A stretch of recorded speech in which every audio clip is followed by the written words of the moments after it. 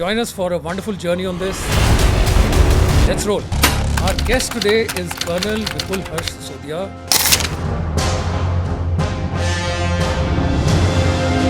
Vipul is one of the rare breed of Indian Army officers. Please tell us more about your operation. How did you get it? This group was particularly named People's United Liberation Front. This militant and this group per se was very active in the Manipur Valley region.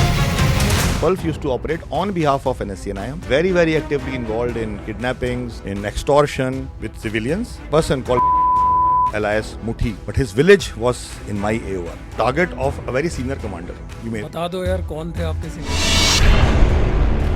Notorious activities, I'll say. We got pinpoint information of the house where he was staying.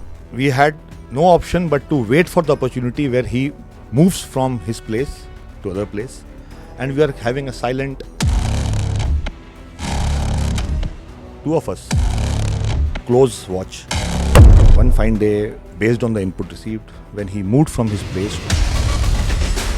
Actually, a trailer of a movie going through your eyes. So you must share that story of your first swimming pool experience. अगर swimming सीखनी थी और boat में तैरना था तो अगर swimming की जरूरत पड़ रही मतलब बोट में नहीं तैर रहे. When I went to academy, I was a stone sinker. Stone sinker, I think that's a new word. You put the stone in water, it will go down. No, it cannot go left and right.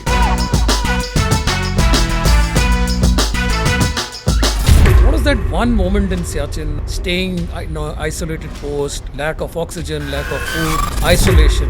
What made it worth it? So I took him. We had to crawl. We could not actually walk up to the place where we could brief because Pakistanis were observing us. They had a sighted HMG, heavy machine gun. If you stand, you will get a hit. Sorry to digress, but the toothpaste was splintered. But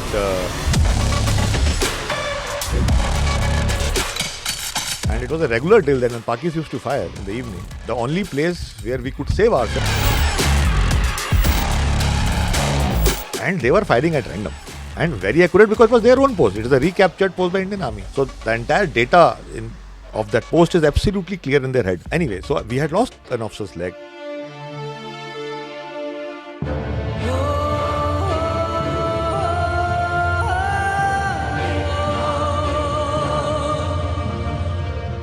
I was a youngster. I was a youngster of 1.5 years service. I had just,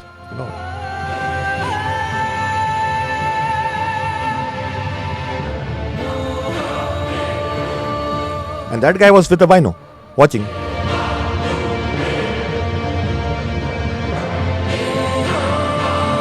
All we have seen is Paki fire. So our post was like a punching bag for Pakistan. पूरे glacier में कहीं fire होगा तो जवाब कहाँ मिलना है? तो जो जगह है वो it was उनकी HMG ला के रखी थी. बजते रहो. We were the punching bags for the entire glacier. And as I said, कि movement तो होता ही था. I think within second, third day of that, we had the opportunity and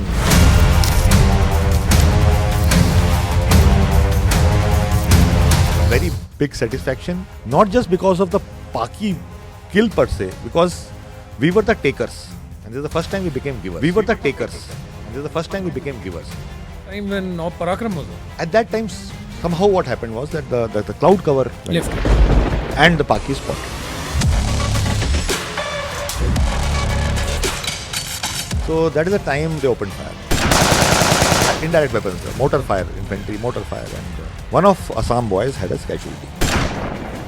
The Pakis fired on us and we had to change our plan. But that night, one of the unfortunate shells, Subedar Major Sucha Singh, if I remember the name correctly, and that shell landed right where he was. But you could hear that.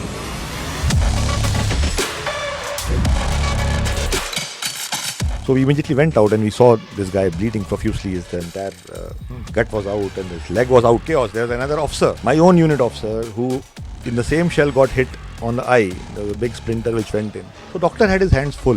Usko bola ki isko bachao. He may survive. Patriotic moments, I'll say.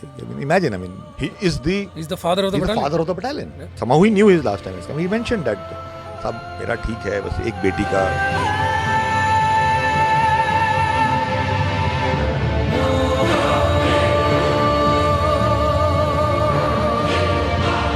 अब मेरा हो गया है, उसको बचाओ.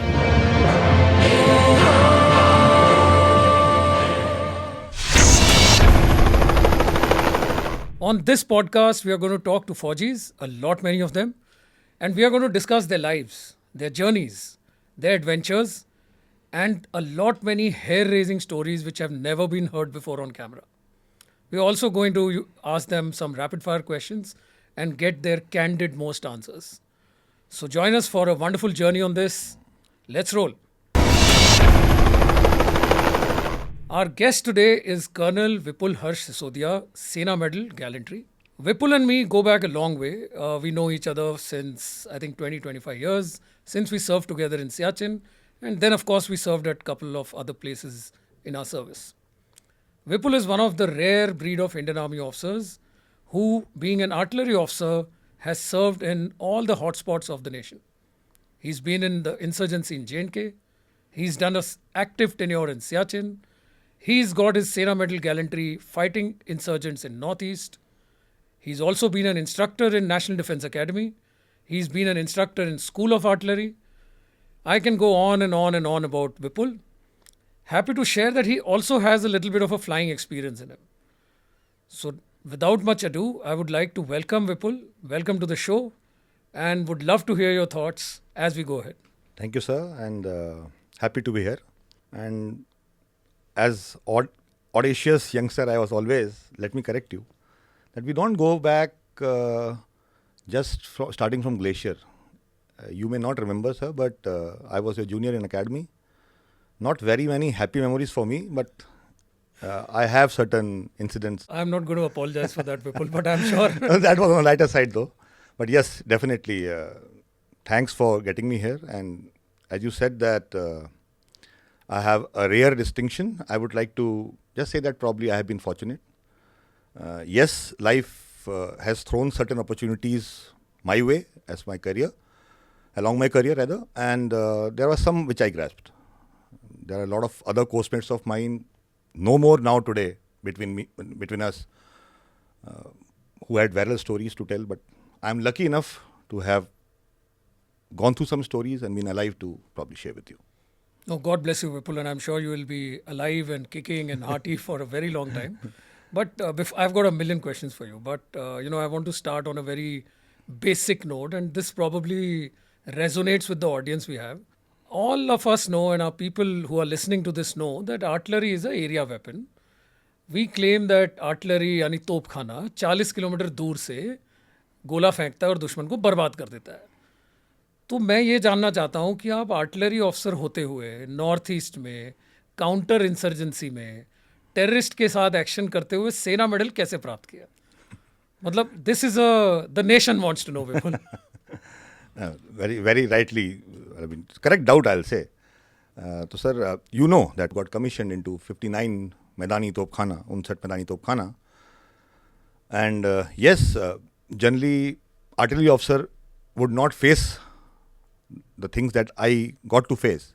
It is partially because there are a lot of places where I went voluntarily, including the one which you asked about Manipur.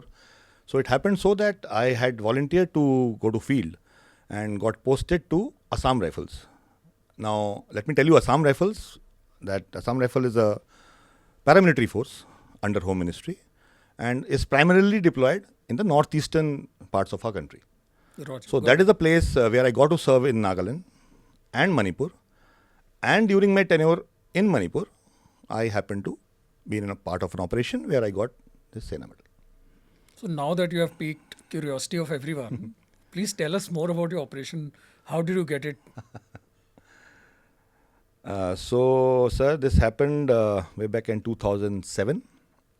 I was part of Assam Rifles, 34 Assam Rifles to be precise. And we were deployed in a sector called Thaubal. So there was this militant group. Just to orient, Manipur has a lot of militant groups operating. And this group was particularly named People's United Liberation Front, PULF. So as you said, kitne mare? So my award is for bringing down 2 militants, including the Chief of Army Staff of that group and their Finance Secretary. So this was my kill per se. And this operation, this militant and this group per se was very, very active in the Manipur Valley region. They had a nexus going on with NSC and IM, a more renowned group, so to say. Yeah, they just signed a peace accord with government of Yes, India. they have a very long history of operations running in Manipur and Nagaland. So this NSC and IM used to be its umbrella group. Pulf used to do their activities because since they were in suspension of operations with Indian Army at that time only, there was a peace agreement at that time. So NSC and IM could not operate in Valley openly because they could not come because of the pact that they had with Army. So they were their shadow.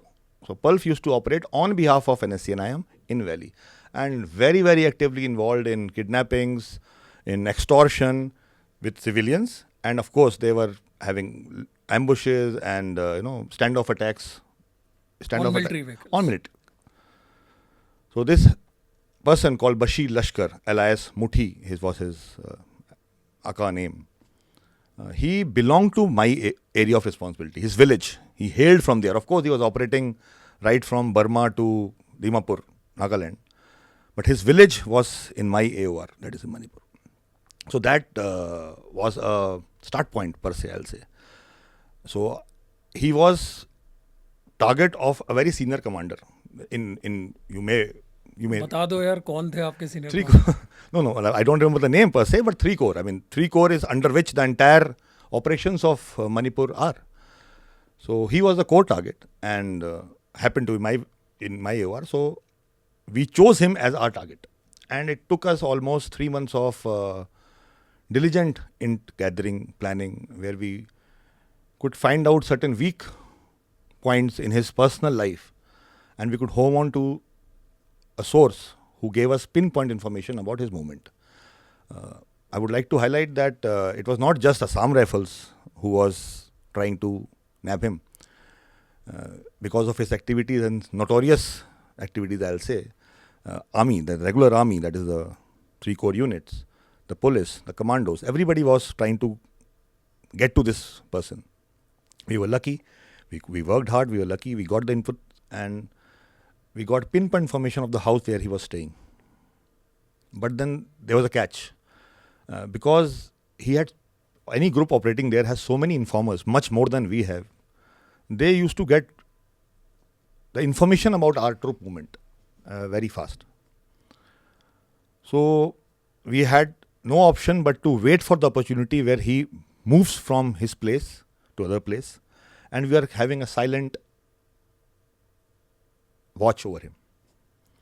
So it was 2 of us who were in close watch with him. One fine day, based on the input received, when he moved from his place to go to some other place, thinking blissfully that nobody knows and that he will come to know if a regular body of troop moves to capture him or catch him. We were operated clandestine, and based on the probable ways that he could have taken, we had put our people as a check and on check post. So there was a chase, and he came to know eventually that he is being tracked. There were around 3-4 more people around him, and once he saw us approaching, he opened fire. So then the natural reflexes take on. So we of course answered back. We chased him into there was a neighboring kheti, so to say, jahan dhan kheti hoti hai. So he ran towards that and we could finally get him. So that was the operation. We got down two of them we could catch and get hold of.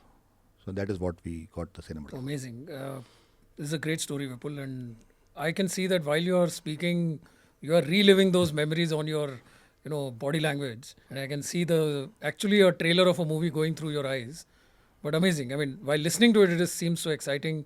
I'm sure people listening to the podcast also find it exciting. And another thing probably we can share here is that, all operations are not so glamorous and not so, high fundu tech, I did this, I did that.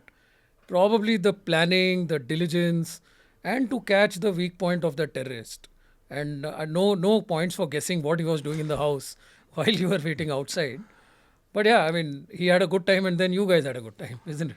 Yeah, I mean, I would definitely say that the int behind, the planning behind the operation, that is more important.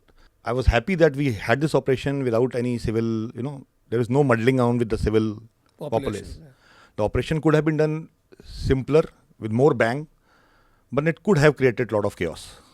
We had him in a place where he never expected us to be. It was a clean operation.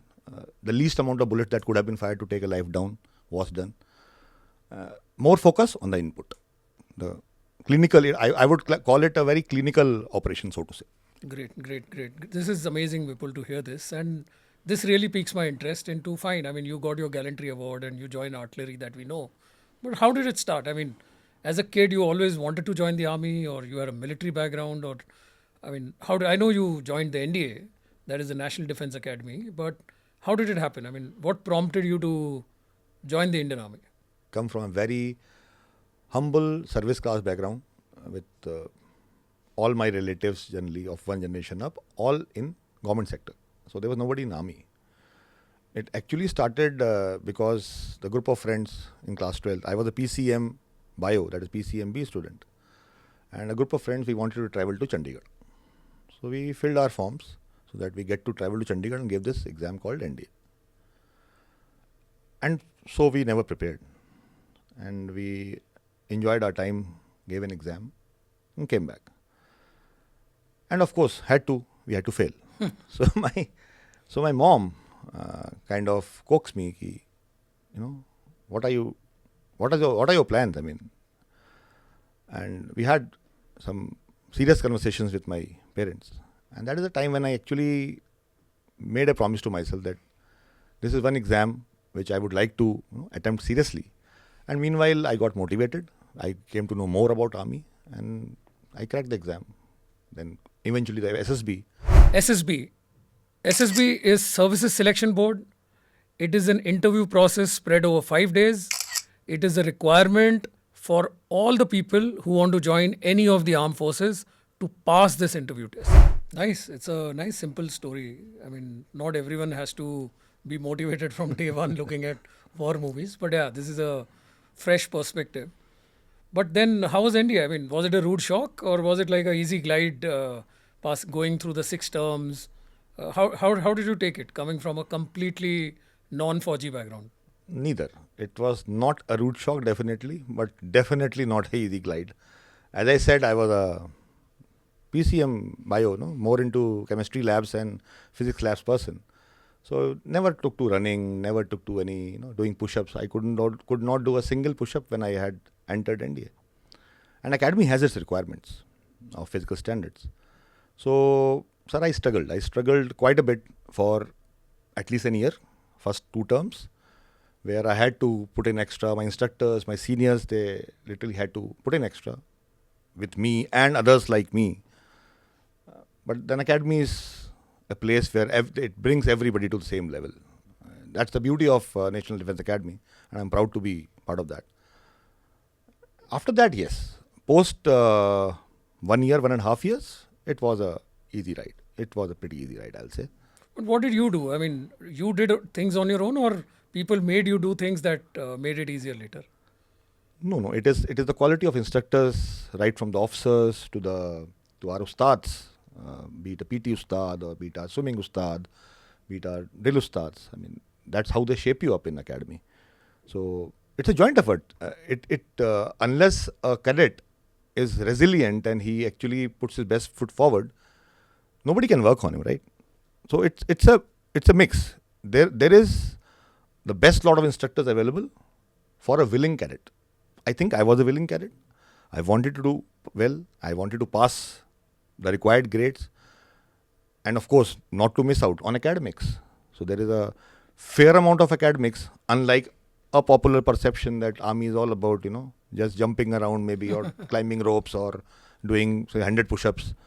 I'm sorry to break the bubble for many, but army is a lot of studies as well, including in academy. So, yes, it's a mix of both, I'll say. To all those people who are thinking they can run away from academics and join the army and army will give them a safe passage, please rethink again. It doesn't work like that. Army is a very tough place. You will be forced to study entire of your service, almost till 45, 50 years of age. Not only that, पढ़ाई होगी, पढ़ाई के बाद exam होंगे, exam की marking की जाएगी, marking के हिसाब से आपकी ग्रेडिंग फिक्स होगी और ये ग्रेडिंग ज़िंदगी भर आपके डॉजियर में रहेगी और इसका वैल्यू आपके लास्ट प्रमोशन तक चढ़ेगा. अगर आपको पढ़ाई से भागना है तो फौज में मत आओ, अगर पढ़ाई के साथ भागना है तो पक्का फौज में आओ. So back to you Vipul. Back to me, and thankfully back to me, because I would like to add that आप भागोगे नंबर को पीछे और ऐसे इंस्ट्रक्टर जो बाद में पॉडकास्ट ले रहे हैं वो नंबर देंगे भी नहीं. If you remember sir, you also happen to be my instructor somewhere in between, and I think 8 years service I had, and the fellow who is interview me today was my instructor. And number नहीं दिए पर उन्होंने, तो number नहीं मिलते. सो Good you remember. to just stress on the point that there is fair amount of academics.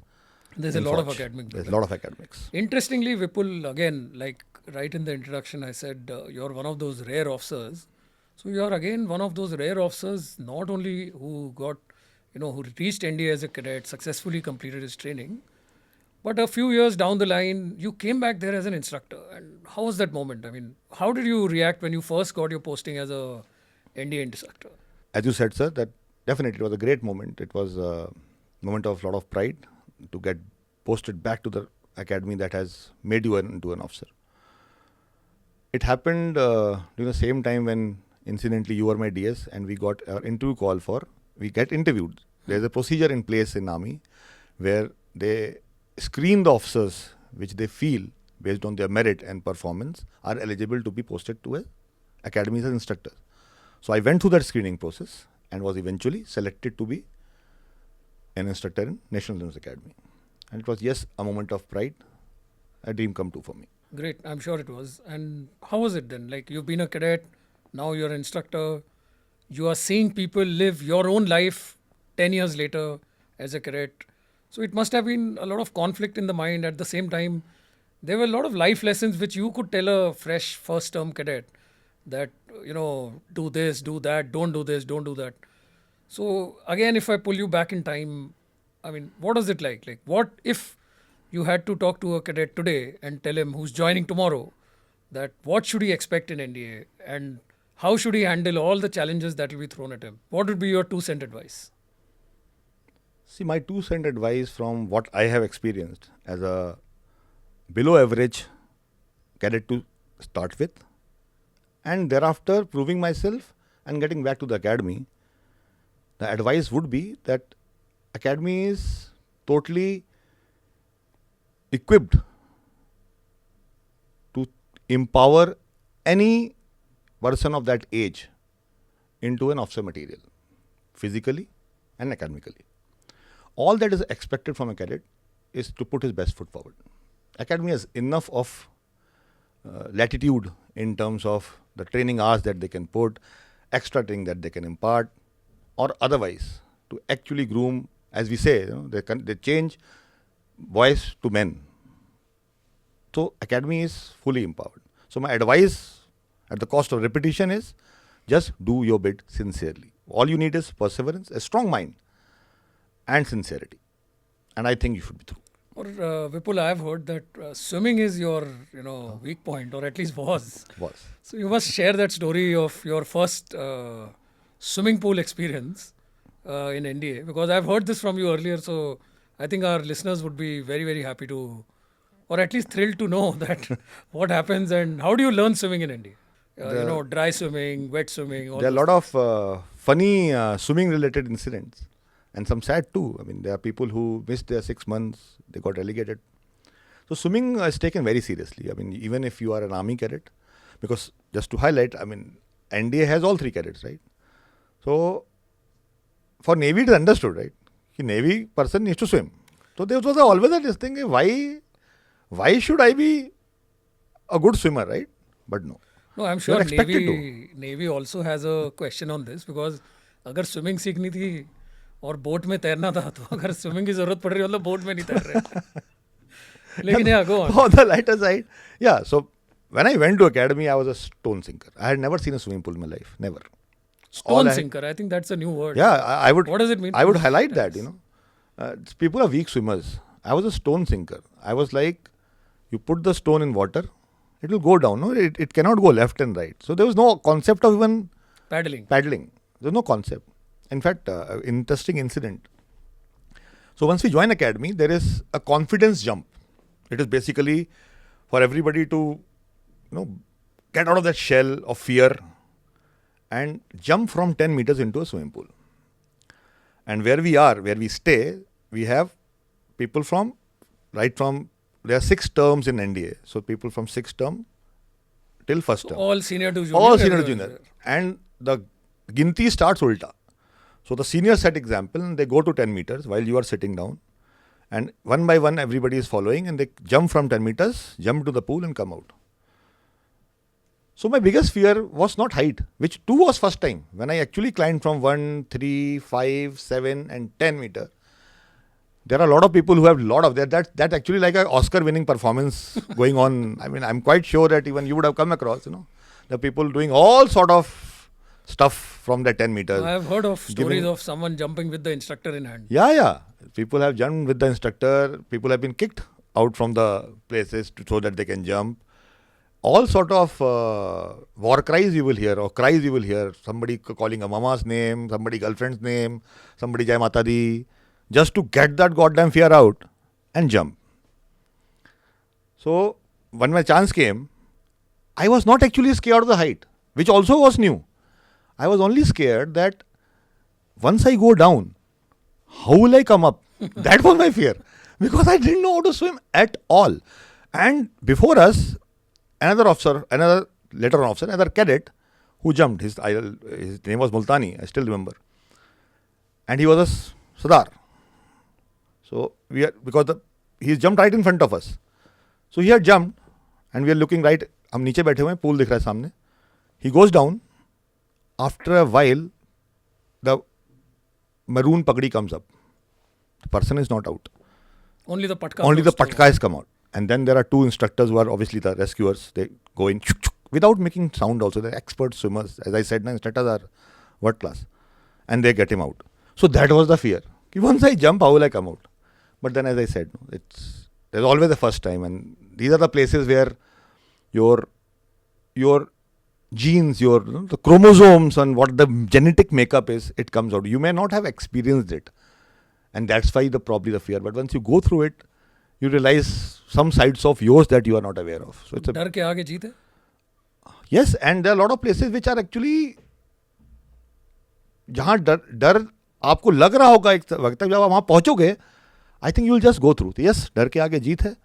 And great. So this is a fascinating story, and I know that despite being a stone sinker in your own words, at the end of 6 terms, I think you've done well. As long as you've passed out, I think you've done well. But then cut to leave NDA behind, and now we move to the icy heights of Siachen. So how did that happen, Vipul? I mean, I know you told me once that you volunteered to be in Siachen. Who in his right mind, and I'm talking, the times when we were there back in 2001, 2002, 2003, when the Siachen border was active. What I mean by active is the firing was on, the shelling was on. Of course, the weather was bad. So who in his right mind volunteers to go to a place like Siachen? What drove you to get there? I fought for it, sir. I didn't just volunteer. I had to literally fight for it. I'll come to that. So what happened was, I was commissioned to 59 Field Regiment. This is one of the regiments of Indian Artillery. And as the tradition goes, once as a youngster you join, you're made to go through the regiment history. That's how you kind of bridge the gap between the past and the present. And we are made to learn about the trophies and the officers, ex-officers and everything about it, the regiment. So the history of our regiment said that we had lost an officer. In Siachen? In Siachen. Our unit was there in 1995. I joined in 2000. So 5 years back when the unit was there, they had lost an officer at a post called Amar Post in Pakistani shelling. So that was my driving point, that if I want to serve in Glacier, I want to serve in Amar Post. That is one. And Glacier because somehow that we all knew is the highest battlefield. And I kind of wanted to just kickstart my career because it's just beginning of my career. I wanted to kickstart my career from a place which is, which is known for its toughness. So that was the starting point. And of course, on the lighter side, if I may say, I had never seen snow till that time. So that was the fastest way for me to see a lot of snow and ice. So that was a driving factor. Major Haridat, the late Major Haridat, our martyr of my unit. And of course, love for snow. So, Vipul, I'm sure Army has made you see a lot of snow since then, lot of sand, everything in between. But you must tell us, and this is the right moment, to tell us more about the post.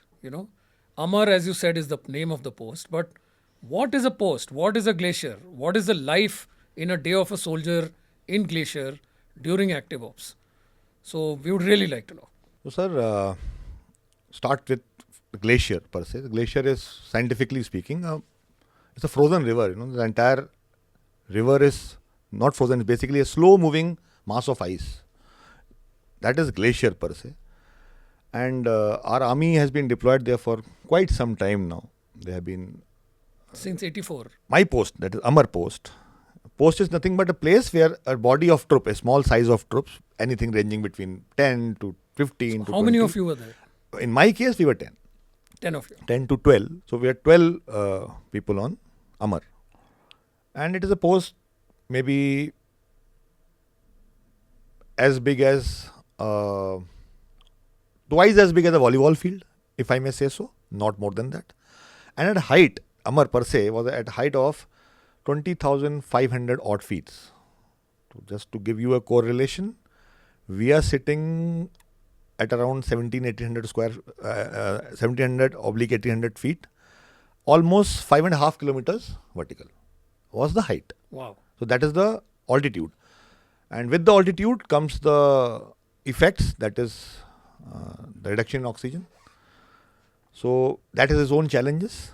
Of course, the temperatures, ranging, the lowest probably I have come across is minus 55 odd because of wind chill. And the distances involved, like Amar post is almost 84 kilometers away from Siachen base camp, which is still pretty much known. From base camp, it is to take us 19 days of induction to reach that post. Why 19 days? Because the base camp is at roughly around 10,500 oblique 11,000 odd feet. And this is 21,000 roughly. So it is almost like 10,000 feet of elevation. 3 kilometers vertical. Or 3 kilometers vertical. So our bodies are not designed to take this in one go. So it's like once we reach around 14,500, 16,500, we stay there for almost 7 days. We acclimatize. Then once we cross 18,000, we reach a post called. Then we again acclimatize for another set of 7 days. And plus there are a number of camps which have been established in between to help us recoup, acclimatize, move ahead. So overall induction for me, for Amar, was 19 days and 84 kilometers. This 19 days gets included or ये अलावा है? No, ये अलावा है. Medically, we are supposed to be staying 90 days. So you are staying 90 days in isolation with 10 guys with you in a space of 2 volleyball fields, you said. Very narrow space at 21,000 feet, full of ice, snow. And to compound everything, there was Pakistan next door? Yeah, absolutely. And that there is a time when, unlike today, where we have a ceasefire in that region. Ceasefire agreement was signed in 2003 between India and Pakistan that they will not fire on each other on the line of control. Since 2003, technically we are in ceasefire, which keeps getting renewed year on year. That is a place where, when I reached, I think I have seen, as I always jokingly said, being a RT officer who is supposed to pound the enemy with shells, by the time I finished my glacier tenure, my record of having seen being on the target end, we were the targets and we used to be pounded heavily. So yes, it was a very, very interesting and a very enriching experience, so to say, at that. I've being a Fauji, and I've met enough Faujis who always have this script that the present generation guys have it easy, right? But in this case, I think I'll give it to you that without firing, it is much more easier surviving there because you're only fighting general winter or general snow, but you're not fighting the enemy itself. Vipul, what was that one moment in Siachen, or maybe more than one moment, which gave you that satisfaction that all the hard work of these, doing the Siachen battle school training, 19 days of induction, staying, isolated post, lack of oxygen, lack of food, isolation. What made it worth it? Or did you ever feel that, यार मैंने ये कर लिया, everything I've done before is worth it? Yes, it definitely was a very, very enriching experience, as I said already. And if I have to recollect one incident that kind of shaped my life or gave me a lot of satisfaction, so to say, it happened during my extended tenure of. I would like to highlight that I was supposed to be relieved on 90th day, but then the officer who came, he became a casualty himself. His hand had chilblain. That's a snow injury essentially. So he had to be evacuated to save his hand. So I had no choice but to stay out. So I stayed and kind of overextended my tenure there. And during that time, there was a visit of my senior officer who came, and I was there to brief him. This officer was Brigadier S.K. Singh, I think, who went on to become Vice Chief later on. From Gurkhas. From Gurkha, 280GR, if I'm not wrong. So he visited our post, and at that time, the infantry officer was not around because he had already been evacuated. There were two officers on the post, one artillery to direct the fire and one infantry, basically from the same unit of these 10 men. Right? So I took him. We had to crawl. We could not actually walk up to the place where we could brief because Pakistanis were observing us, and they had a sighted HMG, heavy machine gun. So you stand, you will get a hit. That was. You mean to say you made a brigadier saab crawl there? If he has to survive, then he has to crawl. I mean, so did I. So yes, I mean, that was environmental reality, right? And that, I mean, sorry to digress, but there was nothing in my post that had not been splintered. Nothing. When I say nothing, the toothpaste was splintered. The stove nipple, there's a kerosene stove. I don't know how many. I don't know. You have definitely must have seen. I don't know if Gen Z knows if there is something called a stove. Probably you will have to. Yeah, probably I'll show an image. Yeah, maybe image is required. But the stove, that was the density of fire, that everything was getting splintered, everything. And it was a regular drill then when Pakis used to fire in the evening. The only place where we could save ourselves was an ice cave that was created. It was an ice cave where we used to go and sit. The fire used to stop, we used to come out and start our life. And they were firing at random. And very accurate because it was their own post. It is a recaptured post by Indian Army. So the entire data of that post is absolutely clear in their head and in their records. So anyway, so we had lost an officer's leg a few days back. And as I was showing him, briefing him, I showed him a place where I said that this is the place where we usually see Pakistani movement. And I was a youngster. I was a youngster of 1.5 years service. I had just, crammed my briefing. I was more interested in what I have to say than what I'm actually watching. And that guy was with a bino, watching. The moment I said we see movement, it was a practice, rehearsed dialogue. He said, yes, I can see it.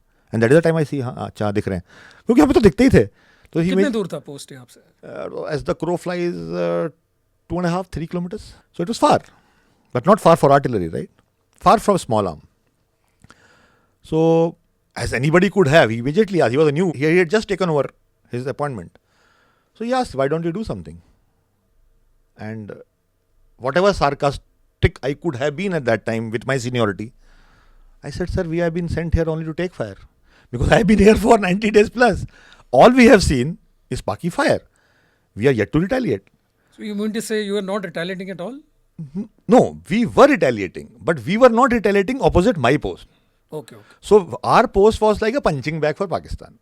पूरे glacier में कहीं fire होगा तो जवाब कहाँ मिलना है? अमर पे.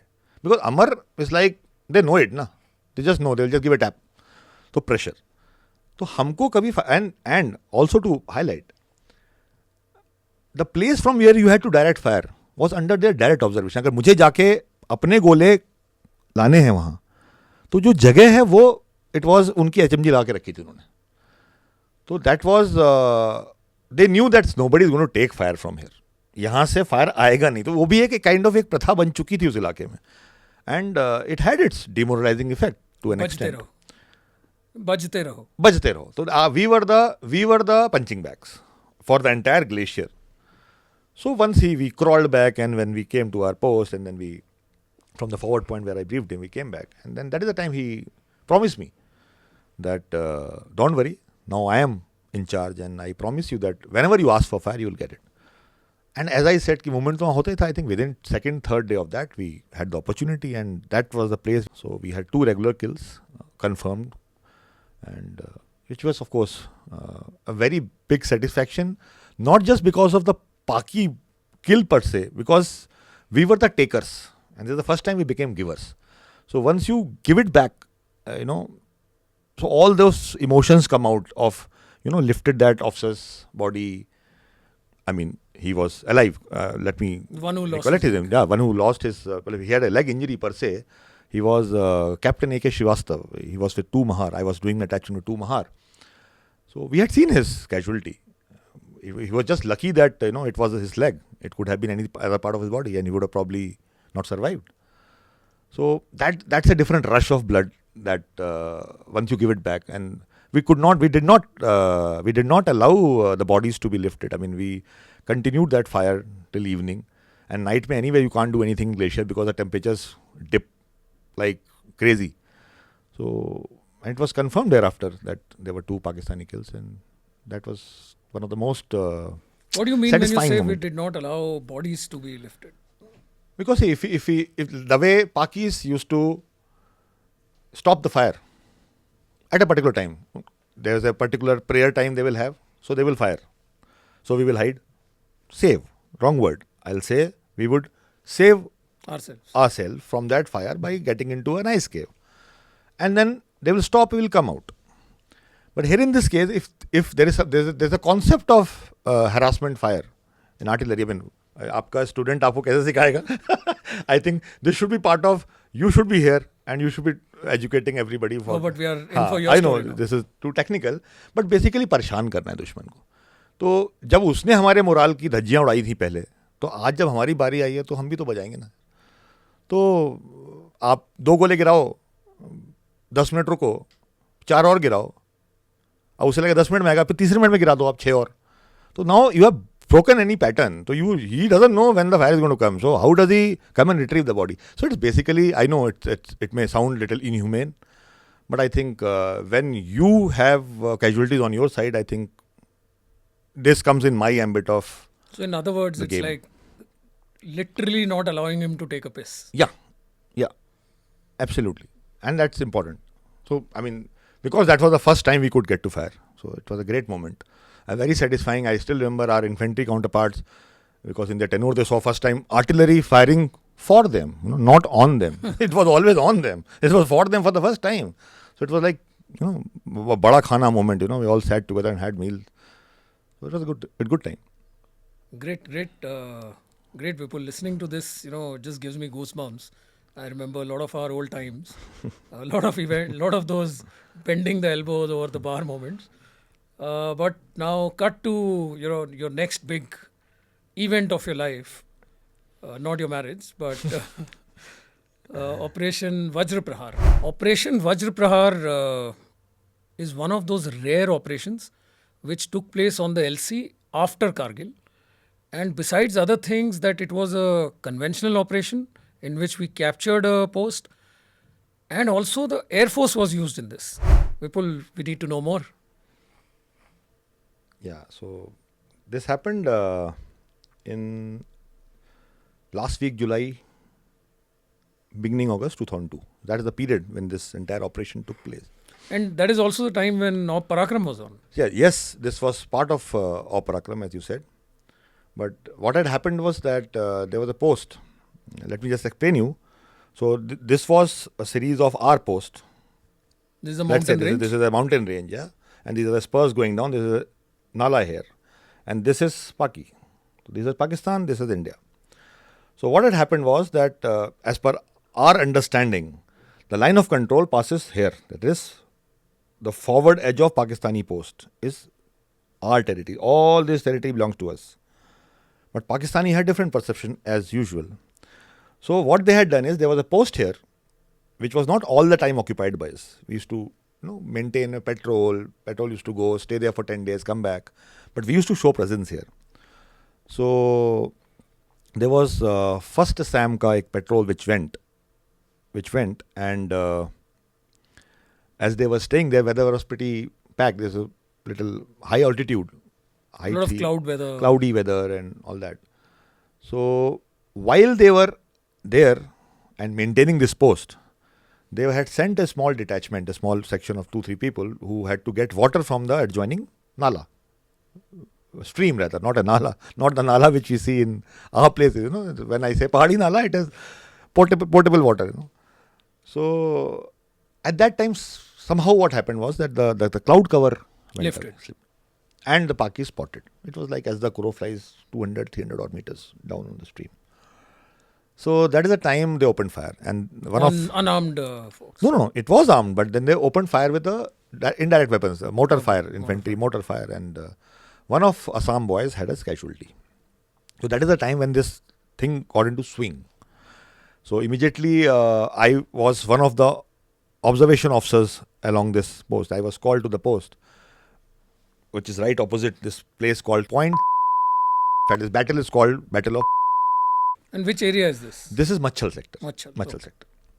And I was called, and we retaliated with our fire. And then eventually the Pakis came and occupied. I still remember that night. Then we were standing and being briefed. And we are looking into Pakistan, and the senior officer was briefing us that now we have inputs that they are occupying this post, and we could see a streak of torchlights coming down. I mean, they are beefing up the post as we see and talk. So they had beefed up the post, and then we were sent for a recce initially, just to find out more about that. So in that recce, I was there. There was an engineer officer, because inputs were there that the area is mined, but there is no map. And also officers from the Assam battalion? Of course, Assam and Sikhlai. So basically, they were the stakeholders, so to say.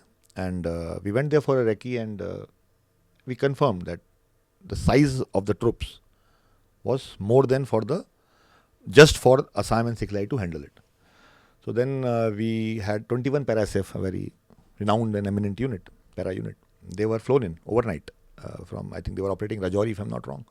And they were got in, and then we went in. We had to go in for a proper official conventional operation raid on the post and capture it back. But then the plans didn't go the way they were supposed to. What happened?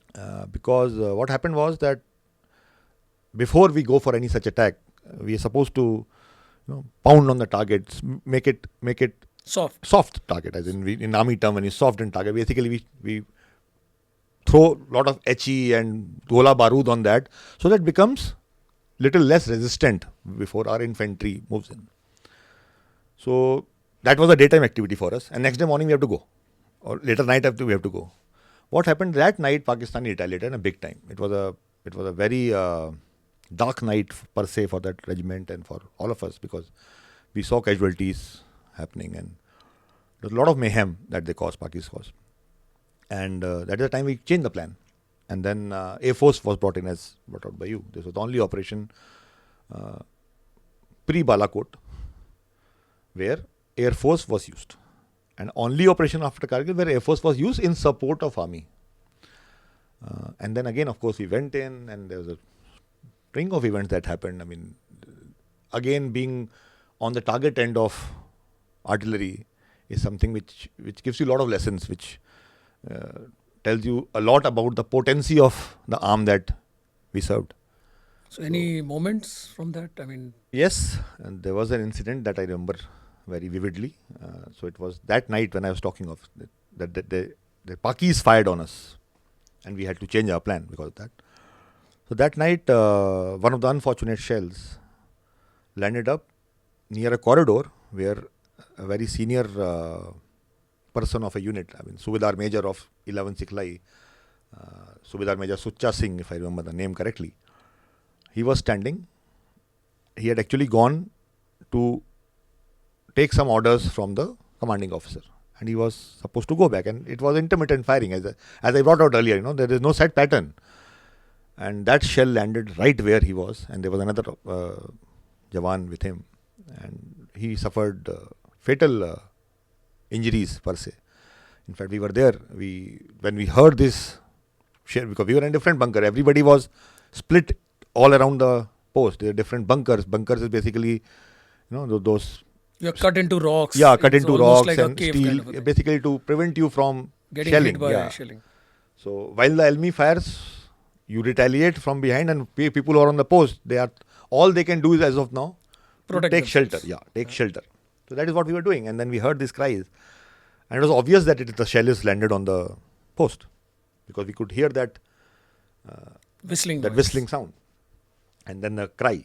So we were 2-3 of us who moved out To get him. to get him, because we didn't know at that time what had happened. I mean, we just knew there's a cry, and it was a wild cry, and of course a burst which was hardly maybe 10 to 12 meters out from us was the blast.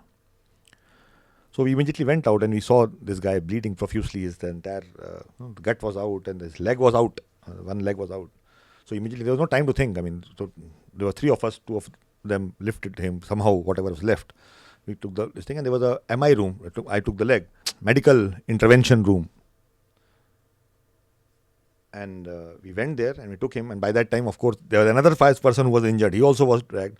And there were during operation, whatever small casualties they were there. There were already A lot of people. people already there. There was chaos. There was another officer, my own unit officer, who in the same shell got hit on the eye. There was a big splinter which went in. So doctor had his hands full. And I remember this Subedar Major Sucha Singh rather. He told the doctor, right in front of us, he told the doctor that, Doctor Sahab, aap mere ko attend mat karo. Because he knew from within that he's not going to survive. But I mean, I can't tell him that. But see the Strength of that. strength of that guy and the motivation and the composure that he maintained at that time. He told this to doctor, and I remember only one thing very vividly, because we were trying to pump him up. Sab kuch nahi hoga. Don't worry. And all this while, when the other shells are also landing left, right. It was all chaos. And doctor finally was attending to that signal wala guy. Signal ka banda tha, hamara jo communication dekhta hai. Usko bola ki isko bachao. He may survive. So you are trying to tell me that a man, he must be what, around 40, 42? Maybe little more, 45, 46. Maybe, He's yes. been hit, his guts are out of, guts are out, he's blown up a leg. And while a doctor is treating him, he tells him कि मुझे मत बचाओ, मैं बचूंगा नहीं, उसको बचाओ. You want to say this? I'm witness to that. And trust me, I mean, it's as of now I talk, it gives me a different feel. I mean, it's a goosebumpish feeling only to remember such patriotic moments, I'll say. I mean, imagine, he could have been crying this thing. And anyway, Subedar Major is a big person. He's the father of the battalion. Father of the battalion. Yeah. So, I mean, doctor would not probably, in all his wits, he would not probably attend to anybody else, because he would try to save him. But somehow usko pata tha. Somehow he knew his last time has come. He mentioned that, Sab, mera theek hai, bas ek beti ka, I think as I remember, it's a very old memory now, but he definitely mentioned about his daughter. He wo reh gaya kaam. That is the only regret that he had, with utter satisfaction otherwise, कि अब मेरा हो गया है, उसको बचाओ, let me go. So that level of I respect and salute to the unit and the upbringing and whatever, 11 Sikhla is the unit. I can miss that. Wow, Vipul, this is really hair-raising stuff, and I hope Indian Army and Government of India rewarded that person enough, and I hope he got something for his brave deeds. Yeah, I think if my memory serves me right, he was awarded Senior Medal Gallantry. Thank Yes, it was honored. And I'm quite certain that 11 Sikhlai would have taken care of the family and they would have taken care of everything else. But just for our audience to know that, these are the kind of men you spend your lives with, who will not for a moment think about themselves or to try to save themselves. While they know what's happening to them, imagine a person saying कि मुझे मत बचाओ, इसे बचा लो क्योंकि इसके बचने का स्कोप ज़्यादा है. It's something else, Vipul. I mean, we are all grateful to people of Indian Army, the soldiers, the Jawans, the JCOs, the officers, who are actually, sacrificing their lives, their present for people's tomorrow. But thanks for telling us this amazing story. And I know it's not a story, it's a lived memory. Where did you go after that? So I know after that you moved to You went flying? Yeah, I got motivated, sir. I really got motivated because seeing so many casualties around me, right from Glacier, I mean that officer I spoke of earlier. Here, Army Aviation did a fantastic job. But for them, I'm telling you, probably wherever I was, even Glacier, we would have lost that officer.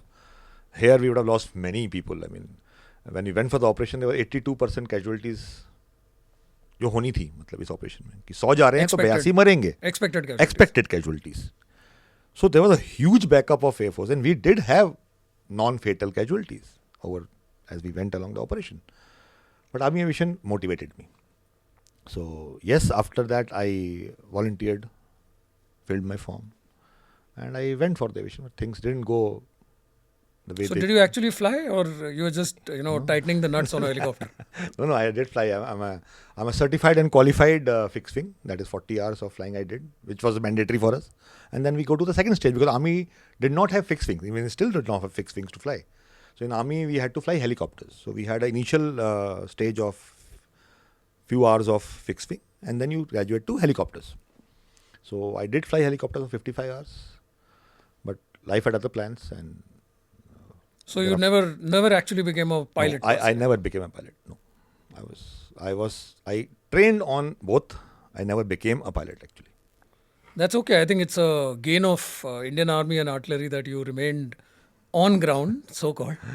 Vipul, great to hear that story and really heart-wrenching and amazing story to listen to. I'm sure our audience is also inspired by the kind of things you have told us. So moving on ahead, I believe you also traveled to Africa and Congo to serve in the United Nations. And there I think you must have had some very interesting encounters with our friendly foreign countries and the Pakis and the Chinese whom you so love to hate. Any thoughts on that? Yes, I was fortunate to have been selected for United Nations. And Chinese, no. I never encountered Chinese. Less, of course, those who were involved in infrastructure construction activities. We all know the labor, Chinese labor. Chinese labor, Chinese engineers, not the Chinese army part. But yes, friendly Pakistani, we definitely came across, and of course we worked professionally as well as on social occasions. We had interactions with them. And how was it? Like, was it a little difficult talking to them? Because we have grown up in this climate or, we have been conditioned to hate them as people. So was it difficult or you kept it very professional? And another thing I would really like to know, and this I'm sure a lot of our audience also wants to know is, we know what we think of them. What is it that Pakistani army thinks of Indian Army? I think they find us very professional. Definitely. There is lot of respect that they carry for the way we are professional, and I think there is a realization. There is definitely a deep realization in all of the officers that I met that ultimately we are a better army. I mean, on more than one occasion, or rather, I should say, on every occasion, that ultimately it is we who have shown them the ground. So that realization is there, and by and large, as people, we are by and large same. So we had a decent interaction with them, I will say. Anything that comes to mind? Something surprising or different or maybe a little bit embarrassing for them? I know I'm trying to lead you on because I know some stories. Not at all. In fact, yes, I mean, on professional front, let me cover how they are different. I would like to say that. Because what I have realized is that we are very free with our peers as Indian Army officers. We do not have any fear. We are, as we say, we are brother officers. So we really are brother officers. No? We go any length in terms of that way we can trust or way we can stand for each other. It is not like the same for Pakistani Army. Why? Aren't they the same people? I mean, we all came out of the British Indian Army. Yes, they are, but I think the damage is ISI. Because the ISI has made such strong inroads into Pakistani Army. And trust me, what I'm sharing is not my appreciation. It's something that has been revealed to me by a Pakistani fellow officer, who was posted around us. In Congo. In Congo. So he was this military observer. He has told me stories of the amount of distrust they have or mistrust they have upon each other because they just don't know. Like two of us sitting, in a mess, you really don't know that what you say, I may just be a ISI person who would take it other way, and you may probably be suffering. This is a great revelation, Vipul, because we all know in India that ISI is of course spying on us, but the fact that that agency has to spy on its own people, I think this speaks volumes about the kind of society and the kind of army and the kind of polity that that country is living in. बड़ा मुश्किल है यार, अगर आपको इसी बात का पता नहीं है कि आपके साथ में जो बैठा है वो दोस्त है या दुश्मन है. Exactly. तो बड़ा मुश्किल है. अब आपस में भरोसा नहीं. That's candidly speaking, they don't trust each other. No. तो पार्टी वार्टी करते हैं अपनी तरह, मतलब शराबा कबाबा. अकेले में करते हैं. So there was this officer. I should remain professional enough not to disclose his name. You don't know who listens where. I won't like to trouble him. So there was this Pakistani officer, fairly senior now, who was with us, and he was a regular. After your share of professional work, you always go and party. So he was a common visitor to any of the clubs or any socially organized lunches or dinners. And he did all those things which anybody would do in a party, right? Enjoy his drinks. Everything. I will say everything. You are in Africa, right? So, now what happened was that Congo per se, we have our own setup, an Indian Army setup, where we have Indian Army units and other units. So, there is also one Pakistani brigade.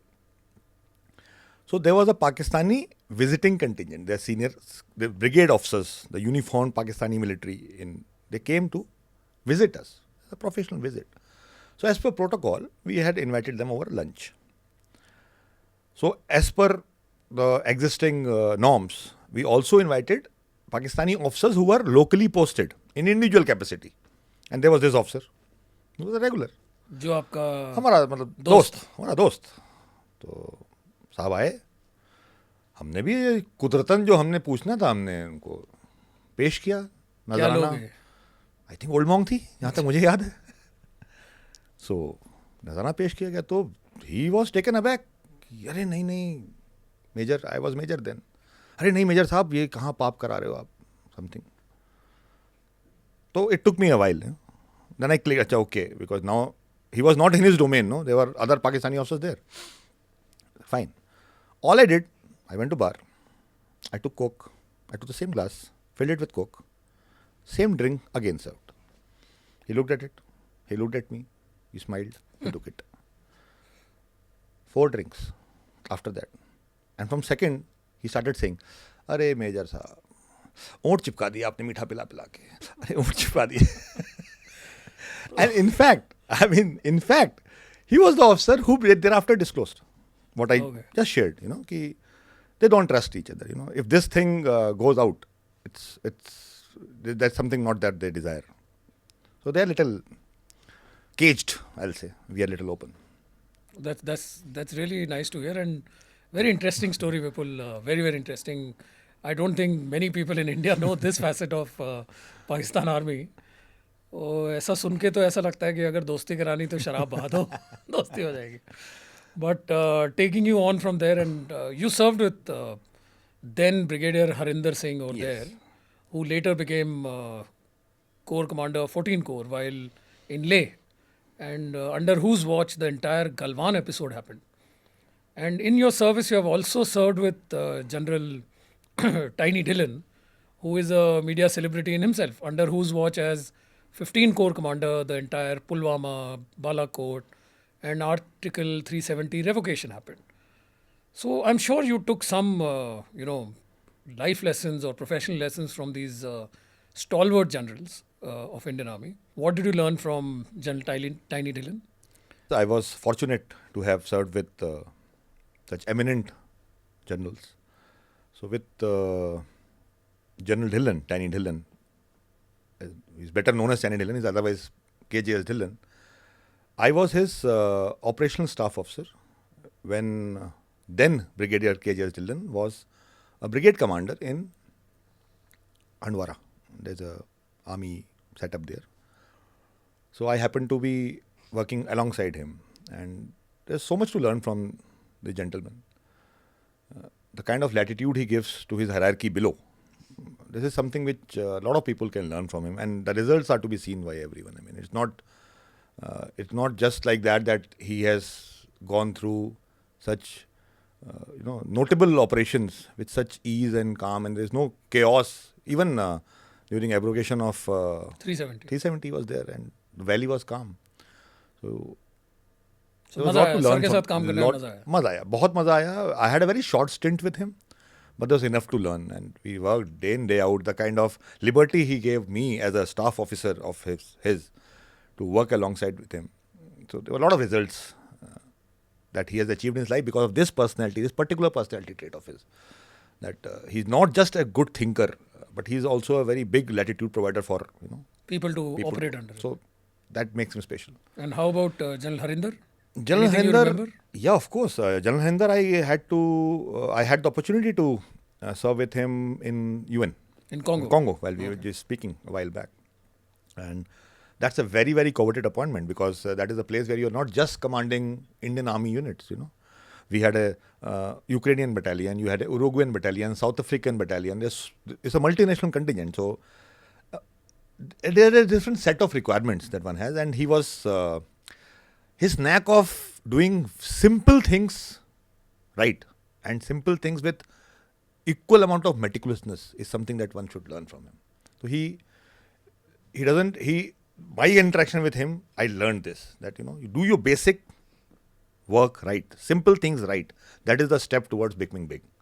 Vipul, thanks for this. And I think it is really a pleasure sitting across you and asking you the story of your life and the experiences that you have lived through. But before we end, we really want to have your candid opinion on a fast pace. So we're going to put you through a rapid fire. And hope to get some really interesting answers from you. Right? So should we start? Yeah, of course. So Vipul, what was your happiest moment in army life?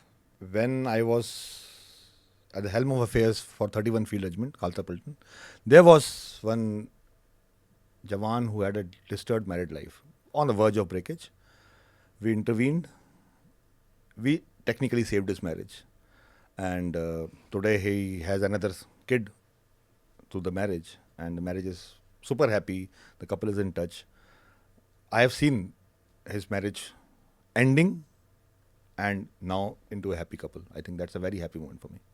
Amazing, amazing. Vipul, trust you to always think of the larger family. Amazing. It's a great story to have. And also very important for audience to understand that in Indian Army, it's not about just your personal life or your immediate family, but it's about your extended family of your battalion, of your regiment, the officers, the JCOs, the Jawans who are part of that, who you spend majority of life with. Great, great story, Vipul. So the next one is, any regrets do you have, having served in the army for 21 years? No, there is no regret of serving anything that I've had to go through while serving in army. But yes, a life regret, probably I would have liked to spend more time with my dad last 2 years of his life when he was bedridden. Probably any other profession would have given me that time. But that's no regret against army, but that's my life regret, I'll say. Yeah, I'm sure many of us have that feeling in our hearts. Definitely. When you are away from your families and when you're serving the nation, these are the things you miss. And yeah, I think deep down in their hearts, the parents understand that they have given their children to the country. And that's all about it. What about one crazy thing you've done in uniform? Absolutely crazy thing. I think... In a fun way, as in a easy way. Yeah. I think first time during my training, when I was being trained on fixed wings. So flying training. Flying training, yeah. I had to go solo. That is, I had to go alone with the aircraft in air. Land on your own. That is the toughest thing when you learn flying. When you are in air, on your own. The first time I went, I was newly engaged at that time. So I put my fiance's photograph right in front in the cockpit. Wiser people भगवान की जाएंगे लगा तो लेते साथ हैं। जाएंगे लेके आओगे तो साथ लेके आओगे, वो न जाएंगे तो साथ जाएंगे type. But Wiser people would have put God there. You put your yeah, wife. and it was crazy, I know, but so was it. No. From all married men I know, I think it is a very smart move. You can claim a number on her all your life. If not फौजी, क्या करते? Merchant Navy क्यों? would have given me opportunity to travel around the world. I love traveling. I think फौज में हिंदुस्तान देख लिया, except for little bit of Pakistan, maybe Burma, Bhutan. But then, yes, it would have made me travel. If you had to change one thing about army, क्या change करोगे? I think if I have to change, I'll make it little more informal. Professional, yet little more informal. क्यों? ऐसा क्या है मतलब? That's what I am. I mean, that's how I, when I was at a place where I could make changes, I made my team into a very professional team, and we had a super happy life and a very informal interaction between the hierarchy. So I know this is a big ask, but then So to the audience, I can say that army is a very formal place to an extent that even in their dressing, they have categories of dresses which are called formal, informal, and casual. The casual dress is a shirt which is tucked in and leather shoes with laces. I am leaving it to your imagination what is informal and formal. But getting back to you, Vipul, and this is going to be a trick question, okay? On a scale of 10, rate Indian Army, Indian Navy, and the Indian Air Force. you don't want me to be happy, right?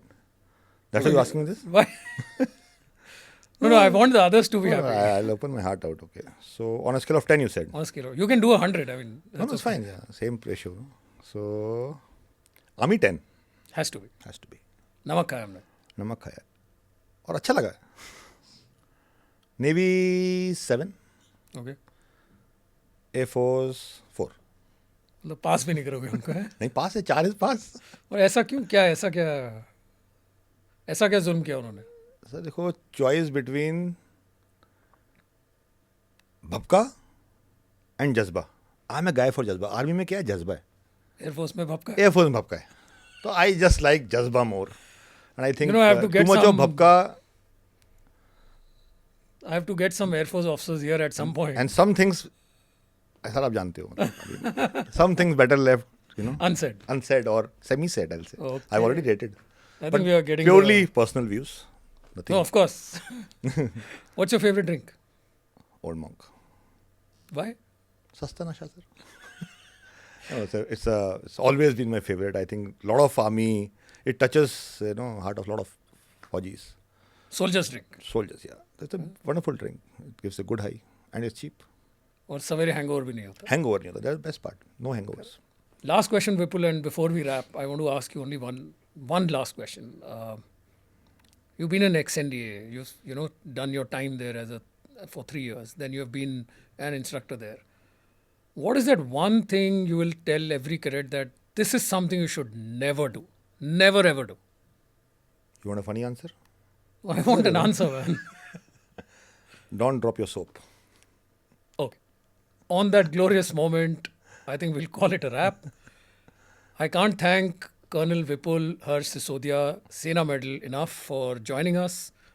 I think this was a great podcast, purely from the kind of stories Vipul has told us, the kind of experiences he has shared with us. And believe me, just before the podcast was being recorded, Vipul shared with me that some of these stories even his family doesn't know, even his wife doesn't know.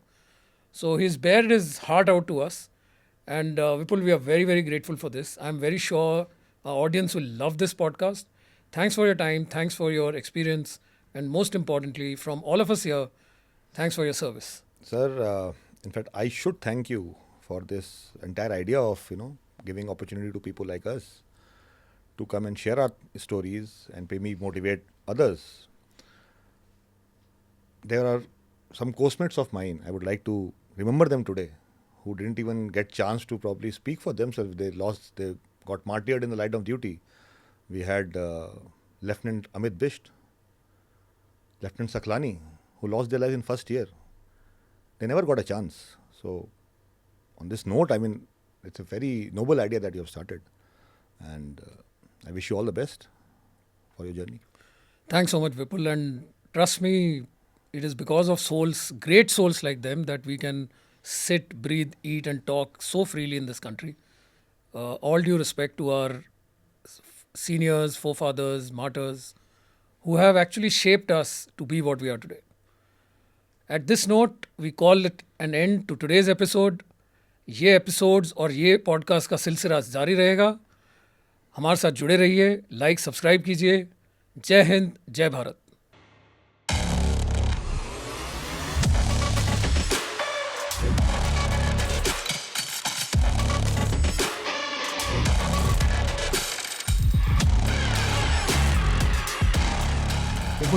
डरना नहीं ठीक है. डरना सीखा ही नहीं. डरते easy हो गया. माइक सही दिला. निखिल पसीने छूट रहे. Nikhil the rock star for podcast. आज मैं ही मिला तुम्हें. He is the rock star. Vipul is the rock star. When you listen to his stories, आप रॉक स्टार को बाहर निकलना है. जब आप रॉक स्टार बनते हो, रॉक स्टार बाहर निकल पाएगा ना.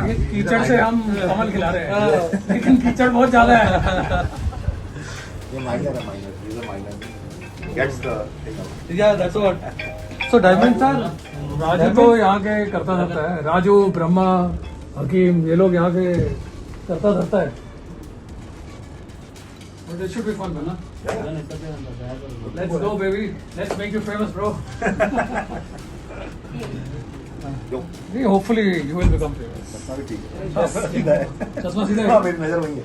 यार वो मेरा ना सर के ऊपर शाइन आता है. अरे वो HDMC में मैंने देखा है, वो लोग 43, 44, 45 साल के कर्नल साहब एक एक नंबर के लिए लड़ रहे हैं एक दूसरे से. तो बना क्या मैंने? आपने इतना सही That way we are smarter. It is better to be here. क्या होता है?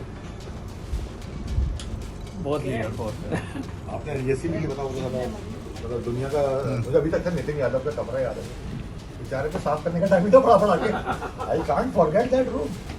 I just can't forget that room. उस दिन लगा कि ऐसी नहीं करना. That day I decided. उस रूम में जाकर डिसाइड किया कि कोर्स नहीं करना. मैं एडवांस नहीं करा था आपका. आप तो सीनियर थे.